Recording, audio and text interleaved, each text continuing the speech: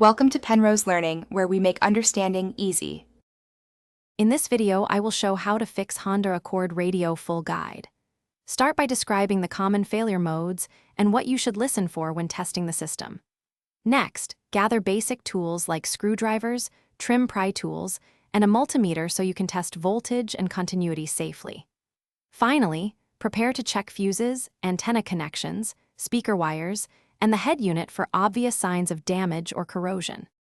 Start by confirming power and ground with a multimeter, then test speaker outputs for continuity and proper impedance. Carefully remove trim panels and the head unit to access the harness without damaging clips. Check the antenna lead and grounds for corrosion and wiggle connectors while listening for changes to reproduce intermittent faults. Take photos of wiring before disconnecting to make reassembly straightforward and stress-free for a smooth repair. If you're finding this guide useful, please subscribe and like to support more how-to-content and clear explanations. Quick recommendation: grab a little Tree's black ice to keep your car smelling fresh while you tackle wiring and repairs. It's an easy way to enjoy the process. I'll list the link and other deals in the description so you can pick one up. Thanks. Now let's get back to the video.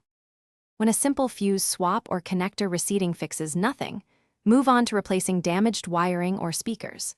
Use proper gauge wire and secure connections with solder or high-quality crimp terminals to avoid future failures.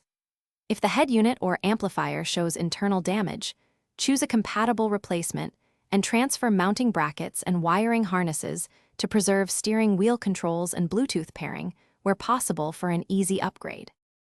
Thanks for watching. If this was helpful, leave a like and consider subscribing. See you next time.